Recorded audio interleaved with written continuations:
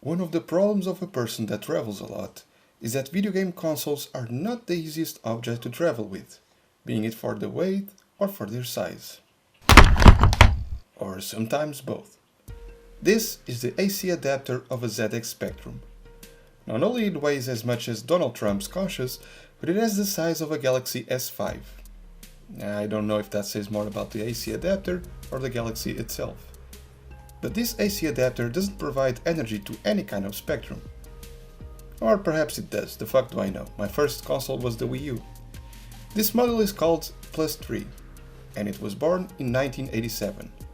It's a computer fitting for programming and video games, though it can also be used for other programs like word processors and Adobe After Effects.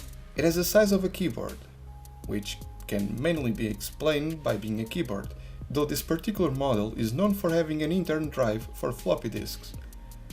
And if you pay 25 euros more, it comes filled with dust and all its benefits.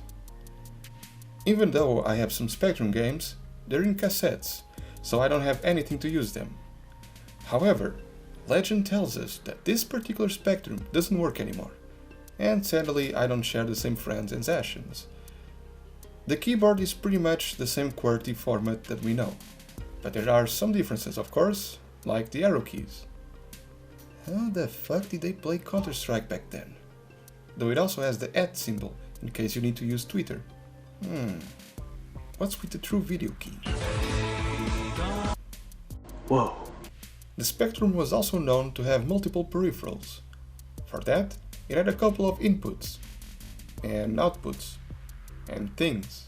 The only thing I have to show you is the AC cable. Impressive. It also has two little holes on the right side so that children wouldn't choke on it. Like I said, you could play games on it, and for that there's two 9-pin connectors, the same type that Atari and Sega used for years.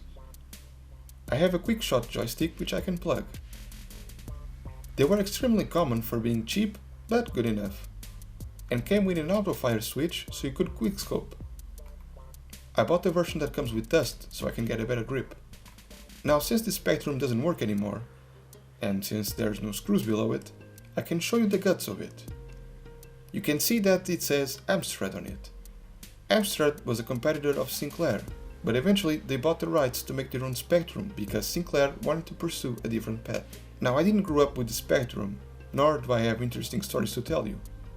I just wanted to show you this piece of history for my father to understand why I didn't throw it in the trash, so that I could get popular between women.